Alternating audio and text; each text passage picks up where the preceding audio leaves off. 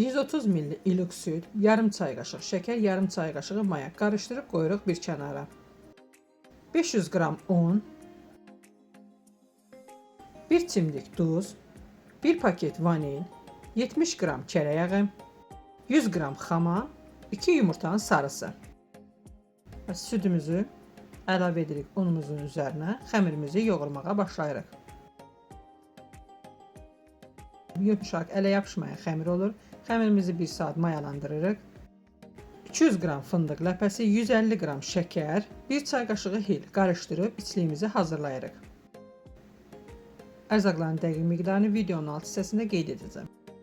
Xəmirimizi götürüb əlimizlə biraz övkələyirik və 5 kündəyə ayırırıq.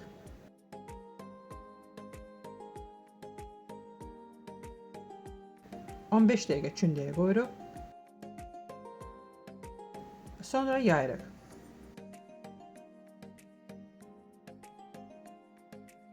İlk öncə balaca yayın ki, böyük yayanda sizə rahat olsun. Çalışdığınız qədər böyük yayın, nazik olsun.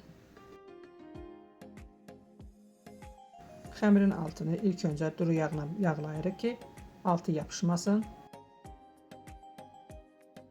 Xəmirimizi yağlamağa 200 qram kərə yağı lazımdır.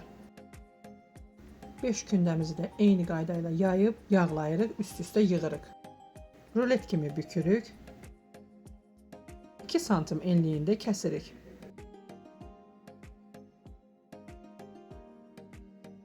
Bu reseptlə 15 ədəd badambura hazırladım. 10 dəqiqə soyuducuda saxlayırıq və sonra iç qoymağa başlayırıq. Videoda göstərdiyim kimi edin.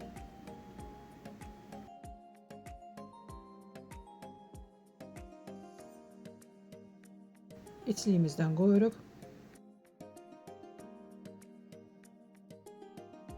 İçliyi qoymaq üçün oyuq açanda üstündən çox bərk basmayın ki, üstünün qatları itməsin. Altın bərk bükün ki, açılmasın.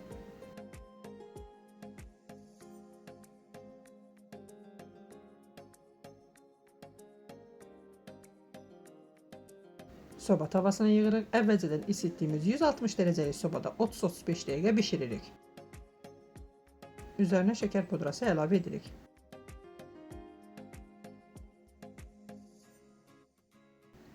Dadlı və fərqli şirniyyatlar üçün səhifəni yaddaşa verməyi unutmayın. İzlədiyiniz üçün təşəkkürlər.